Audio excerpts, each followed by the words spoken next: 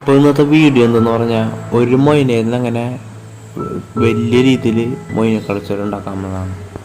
ഞാനിതിപ്പോൾ ചെറിയൊരു ഗ്ലാസ് ബോട്ടിൽ എടുക്കുന്നുണ്ട്. ഇതിലിപ്പോൾ രണ്ട് മൊയിനുള്ളൂ. ഇതിൽ നിന്ന് നമുക്ക് എങ്ങനെ മൊയിന കൾച്ചർ ഉണ്ടാക്കാമെന്ന് നമുക്ക് നോക്കാം. അതിൽ നിന്ന് നമുക്ക് ഈസ്റ്റ് കലക്കിയത് ഒരു ട്യൂബിലെടുത്ത് 2 തുള്ളി വീതം വെച്ച് എന്നും നമുക്കൊന്ന് ഒറ്റിച്ച് കൊടുക്കണം.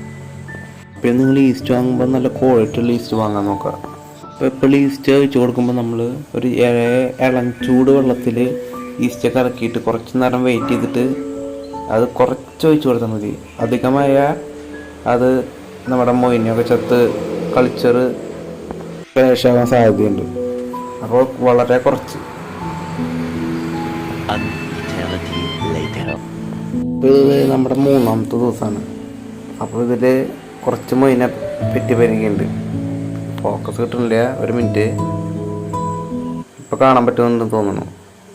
2 മൊയിന ഉണ്ടാകുന്നത് ഇപ്പോൾ പെറ്റി പെരുകി കുറച്ച് കുട്ടികളൊക്കെ ഓടി കളിക്കുന്നത് നിങ്ങൾക്ക് കാണാം. പിന്നെ 6ാമത്തെ ദിവസമാണ്. അപ്പോൾ മൊയിന കുറച്ചും കൂടി നമുക്ക് പെറ്റി പെരുകി കിട്ടിയിട്ടുണ്ട്. അപ്പോൾ ഇത് 10ാമത്തെ ദിവസമായി. അപ്പോൾ അത്യാവശ്യം മൊയിനുണ്ട്. 2 മൊയിനകൾ ഉണ്ടാകുന്നതാണ്. ഇപ്പോൾ അതിൽ ചെറിയ ബോട്ടിൽ നിറച്ച് മൊയിനുണ്ട്. നമുക്കിത് നാളെ നമുക്ക് കൾച്ചർ ചെയ്യാം വലിയൊരു ബേസിനിലേക്ക് മാറ്റിയിട്ട്.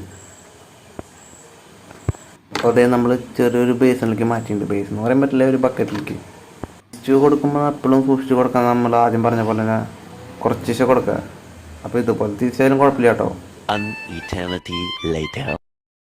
അപ്പോൾ ഇത് ഏകദേശം 1 മാസം കഴിഞ്ഞിട്ടുള്ള കാഴ്ചയാണ് നിങ്ങൾ കാണുന്നത്. ഇപ്പോൾ കണ്ടില്ലേ, ഒരു മൊയിന എന്തോരം നമുക്ക് കിട്ടിയെന്ന്. ഇതിപ്പോൾ ഏകദേശം 1.5 മാസത്തോളമായി. നമുക്ക് കാണാം അത്രയ്ക്ക് അധികം നമുക്ക് കിട്ടിയിട്ടുണ്ട്. വെറും 2 മൊയിനായിരുന്നു. അപ്പോൾ എപ്പോഴും ഈസ്റ്റ് കൊടുക്കുമ്പോൾ കുറച്ച് കൊടുത്താൽ മതി. അല്ലെങ്കിൽ വെള്ളം വേഗം ഡാമേജ് ആയിട്ട് നമ്മുടെ മൊയിന ക്രാഷ് ആവാൻ സാധ്യതയുണ്ട്. അപ്പോൾ ഇതുപോലെയുള്ള ഇൻട്രസ്റ്റിംഗ് വീഡിയോ കാണാൻ നമ്മുടെ ചാനലൊന്ന് സബ്സ്ക്രൈബ് ചെയ്യുക, ലൈക്ക് ചെയ്യുക, സപ്പോർട്ട് ചെയ്യുക. അപ്പോൾ കൂടുതൽ വിശേഷങ്ങളായി നമുക്ക് പിന്നെ കാണാം. അപ്പോൾ എല്ലാവർക്കും ബൈ.